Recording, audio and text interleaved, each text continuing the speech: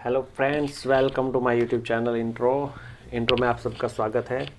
दोस्तों, आज हम बात करेंगे हमारे अगले वीडियो में भारत का भूगोल भाग 5 के बारे में, जिसमें हमने पिछले वीडियो में पढ़ा था भू आकृतिक वर्गीकरण के बारे में।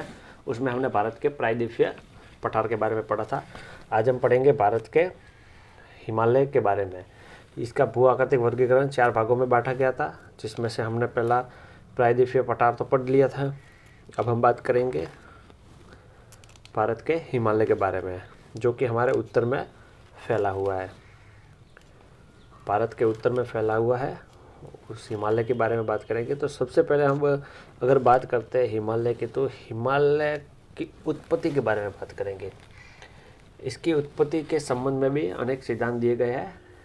सबसे पहले देखेंगे हिमालय पर्वतमाला के बारे में। तो हिमालय पर्वतमाला, जो हमारी हिमालय पर्वतमाला है, उसकी अगर हम बात करें तो इसके अंतर्गत जो आधुनिक सिद्धांत है वो प्लेट विवर्तनिक का है। प्लेट विवर्तनिक सिद्धांत है वो आधुनिक सिद्धांत है कि सबसे पहले जब हमारा हिमालय, इस जगह जो हमारा भारतीय उपमहाद्वीप और एशियाई प्लेट दोनों अलग अलग थे, तब इसके बीच में एक तैतीस सागर था, जो कि 65 मिलियन वर्ष पूर्व यहाँ पर एक तैतीस सागर स्थित था।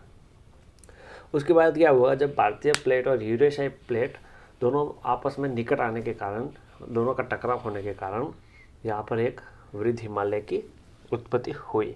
ये सिद्धांत हमारा आधुनिक माना जाता है। और सबसे पहले यहाँ पर 33 सागर स्थित था, और जब दोनों प्लेटों के निकट आने के कारण यहाँ पर हिमालय की उत्पत्ति हुई। तो इसके अंतर्गत अगर हम देखेंगे तो हिमालय की उत्पत्ति हुई।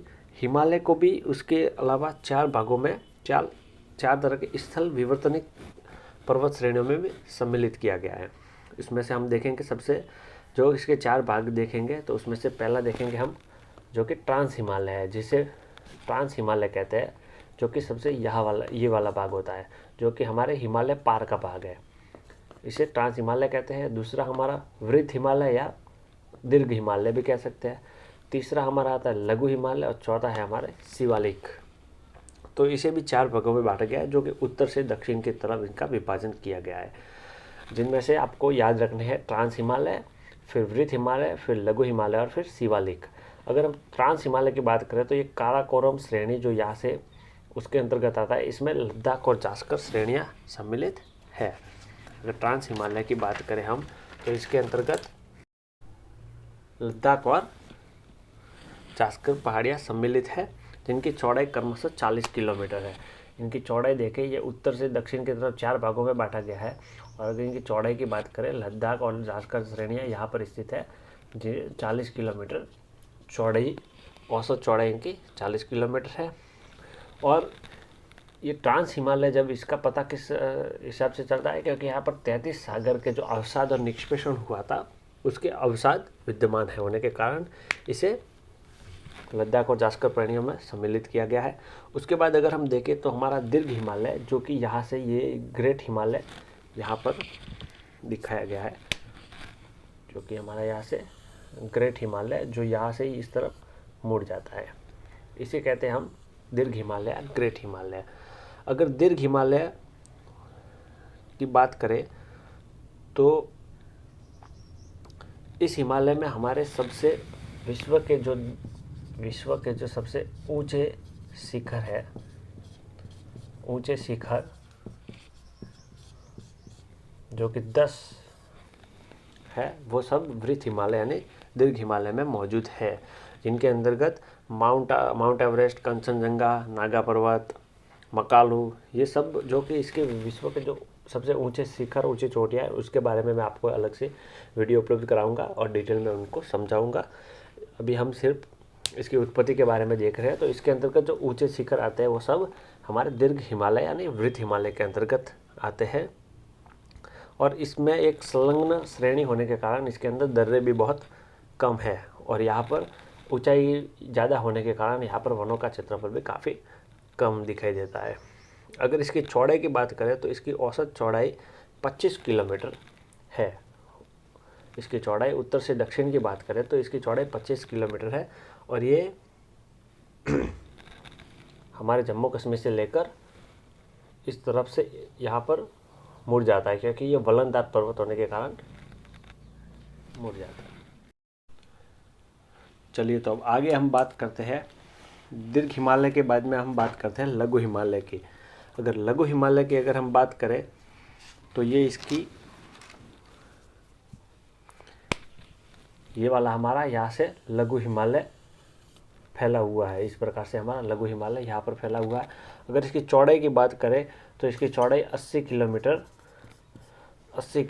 इसकी औसत चौड़ाई है। और अगर इसकी ऊंचाई की बात करें तो 1300 मीटर से 1500 मीटर के बीच इसकी ऊंचाई है। इसके अंतर्गत जो हमारे पीर पंजाल, धौलाधार वगैरह, जो कि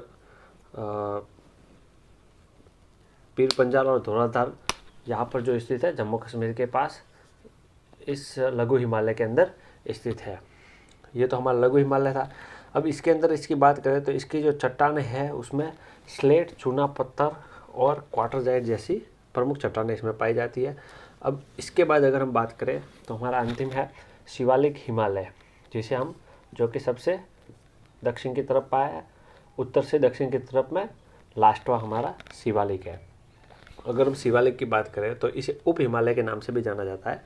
इसे उप हिमालय भी कहा जाता है, जो कि यहाँ से शुरू होकर जम्मू कश्मीर से शुरू होते हुए असम तक फैला हुआ है। ये हमारा हिमालय, शिवालिक हिमालय, जम्मू कश्मीर से लेकर असम तक फैला हुआ है। अगर इसकी चौड़ाई की बात करें तो इसकी चौड़ाई 8 किलोमीटर के आसपास, 8 किलोमीटर से 45 किलोमीटर के आसपास इसकी चौड़ाई है, जो कि 8 किलोमीटर इसके पूर्व से इस तरफ से अगर हम बात करें तो 8 किलोमीटर चौड़ाई होते हुए यहाँ तक इसकी 45 किलोमीटर की चौड़ाई है। अगर इसकी औसत ऊंचाई की बात करें तो ये 900 से 1500 मीटर तक की ऊंची है। इसके अंतर्गत बहुत सारी घाटियाँ हैं। अगर हम अनेक प्रकार की घाटियों के बारे में बात करें तो शिवालिक, हमारे शिवालिक और लघु हिमालय के जो मध्य में बहुत सारी घाटियाँ पाई जाती है। इन घाटियों में देहरादून, पोटली, कोठरी, काठमांडू, चुम्बी और इस प्रकार के अनेक प्रकार की घाटियाँ और दून पाए जाते हैं। जैसे दून के अंतर्गत बात करें तो देहरादून वगैरह इस प्रकार से। ठीक है, ये तो हमारा हो गया हिमालय के उत्पत्ति के बारे में और हिमालय का उत्तर से दक्षिण की तरफ विस्तार, जिसमें अब हम एक बार रिकॉल कर देते हैं। ट्रांस हिमालय, फिर दीर्घ हिमालय, फिर लघु और फिर शिवालिक, इस प्रकार के हिमालय है। ट्रांस हिमालय जो हमारे हिमालय पार का भाग कहलाता है, और जो दीर्घ हिमालय जो हमारे भारत में स्थित है, और लघु और शिवालिक। अब हिमालय को 4 भागों में उत्तर से दक्षिण की तरफ बांटा गया है। उसी प्रकार से हमारे हिमालय का देशांतरीय विभाजन भी किया जाता है।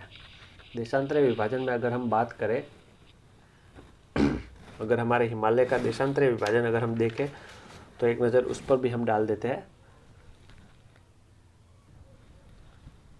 अब हम देखते हैं हमारे हिमालय का देशांतरीय विभाजन। अगर हम देशांतरीय विभाजन की बात करें तो कश्मीर को पश्चिम से लेकर पूर्व तक भी अलग अलग नामों से पुकारा जाता है, यानी अलग अलग भागों में बांटा गया है। अगर जो हमारे हिमालय का इसमें जो हमारा हिमालय का भाग है वो कश्मीर हिमालय कहलाता है। उसके नीचे हिमाचल हिमालय, फिर कुमायूं हिमालय, नेपाल का हिमालय और पूर्वी हिमालय। इसको भी लगभग 5 भागों में बांटा जाता है, जिसमें कश्मीर हिमालय, हिमाचल हिमालय, कुमायूं, नेपाल और पूर्वी हिमालय। अब इनकी अगर हम बात करें तो इनको हम विस्तार से थोड़ा समझेंगे, थोड़ा थोड़ा। ये तो आपको मैप की सहायता से मैंने समझा लिया है कि जो हमारे कश्मीर का जो भाग है ये वाला, तो कश्मीर हिमालय कहलाता है। उसके नीचे जो हिमाचल प्रदेश का भाग है हिमाचल हिमालय कहलाता है। उसके नीचे जो उत्तराखंड का भाग है उसे कुमायूं हिमालय, और फिर जो नेपाल में स्थित है उसे नेपाल का हिमालय या फिर मध्य हिमालय भी कहते हैं, और इस तरफ जो स्थित है उसे पूर्वी हिमालय के नाम से जाना जाता है। अगर हम इनको थोड़ा डिटेल में समझने की कोशिश करें तो शुरू करते हैं। चलिए शुरू करते हैं हम हिमालय का देशांतरीय विभाजन। इसमें से हमारा पहला आता है कश्मीर का हिमालय।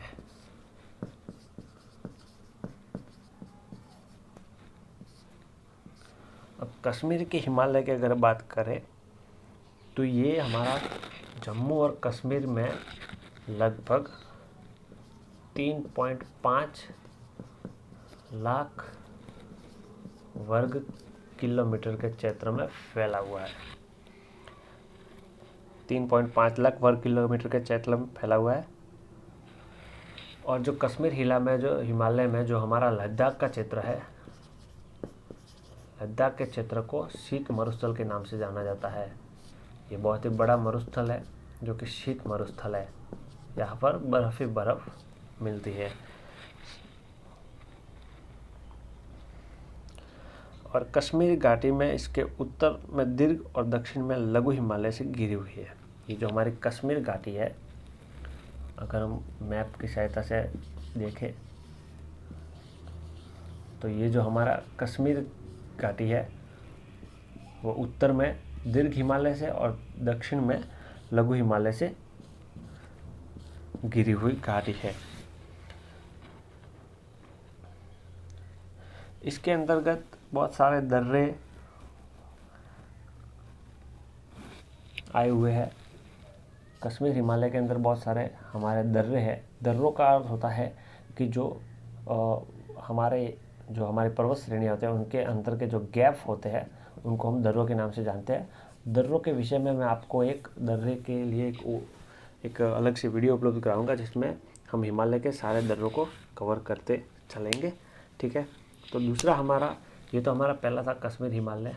इसके अंतर्गत बस इतनी बातें परीक्षा की दृष्टि से जो इतना महत्वपूर्ण है मैं वही बताने जा रहा हूँ। उसके बाद हम बात करते हैं लघु हिमालय या फिर हिमाचल हिमालय की बात करते हैं।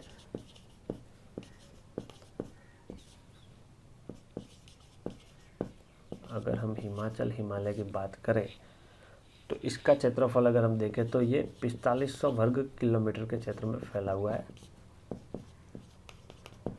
वर्ग किलोमीटर के क्षेत्र में फैला हुआ है। और इसके अंदर भी अनेक प्रकार के दर्रे हैं जिनके बारे में मैं आपको एक अलग से वीडियो उपलब्ध कराऊंगा। और तीसरा अगर देखें तो कुमायूं हिमालय है।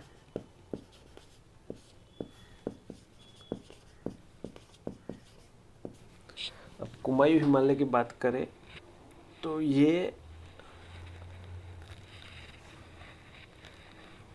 इसकी लंबाई की अगर बात करें तो ये 320 किलोमीटर लंबा है। इसके अंदर का जो लंबाई दी हुई है जो 320 किलोमीटर लंबा है। और इसके क्षेत्रफल की बात करें तो ये 38,000 वर्ग किलोमीटर के क्षेत्रफल में फैला हुआ है कुमायूं हिमालय, जो कि उत्तराखंड के अंतर्गत आता है। इसके अंतर्गत अनेक प्रकार की ऊंची चोटियाँ स्थित है और अनेक प्रकार के जो कि ऊंचे ऊंचे शिखर है वो कुमायूं हिमालय के अंतर्गत स्थित है। और अनेक प्रकार के ग्लेशियर भी इसके अंतर्गत स्थित है, जो कि मैं आपको एक अलग सी वीडियो में उपलब्ध करा दूंगा। ठीक है, दर्रों के बारे में और जो हमारे ऊंचे शिखर है उन सब के बारे में। इसके बाद अगर हम बात करें तो मध्य हिमालय या फिर नेपाल का हिमालय।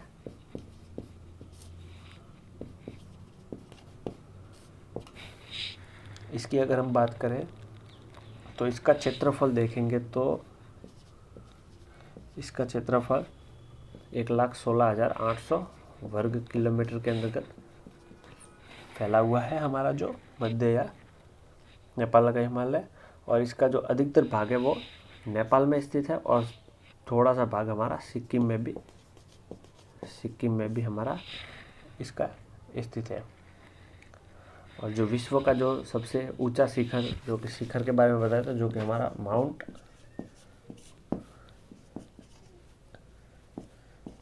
एवरेस्ट, जो कि विश्व का सबसे ऊंचा शिखर है, जो हमारे नेपाल हिमालय के अंतर्गत स्थित है, जो कि दीर्घ हिमालय के अंतर्गत आता है। और अनेक प्रकार के इसके अंदर दर्रे है, उसके बारे में भी मैं आपको अलग से वीडियो में पूरा डिटेल से समझा दूंगा। और हम अंतिम देखते हैं हमारा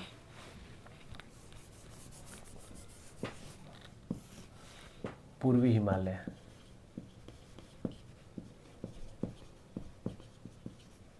अगर हम पूर्वी हिमालय की बात करें तो ये जो हमारी तीस्ता नदी है वहाँ से लेकर ब्रह्मपुत्र तक फैला हुआ है, जो कि हमारा जो ये इस प्रकार से मैप के अंतर्गत का जो भाग है